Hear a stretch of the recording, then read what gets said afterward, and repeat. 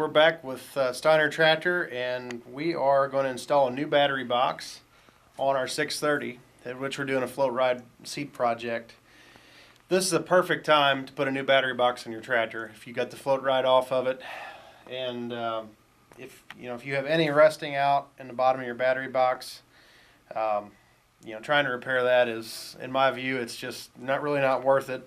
What Steiner offers here is a durable powder coat finish. You can't beat powder coat when it comes especially to having to stand up to battery acid and whatnot. Of course, it's in just the perfect tint of John Deere green. Something also, make sure take time, clean off on top of the rock shaft. A lot of times dirt and various crud will accumulate, and of course it absorbs battery acid. Next thing you know, I've even seen the tops of the rock shaft covers holes rusted through into the rock shaft cavity, and then you have a whole nother can of worms. Hopefully yours is not that bad. It's also another good time to think about new battery cable, because while you've got the battery box off, removing the platform and running a new cable, now's the time if you think you're going to need to. So we've actually got a new cable on this tractor, so we're in good shape. Something else I do like about these boxes, even though you don't see it, if you had a tractor that didn't have a float ride seat, they've got stamped tractor center line. I mean, perfect, exact copy of the original. I've had some questions about these side rails. Should they be on a battery box with the float ride seat?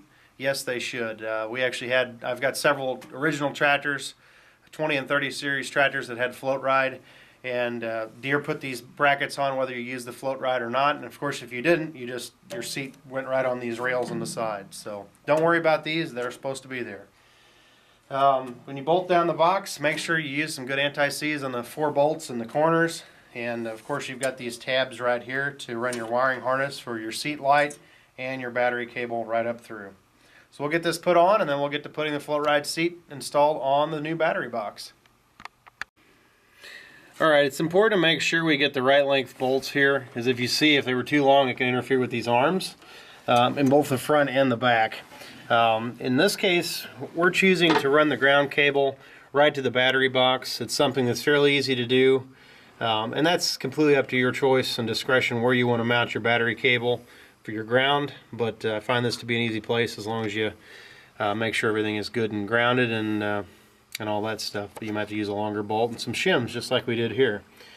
So that's what we're working with. We're more or less ready now to set the seat frame on, and we'll talk about seat cushions here in just a second.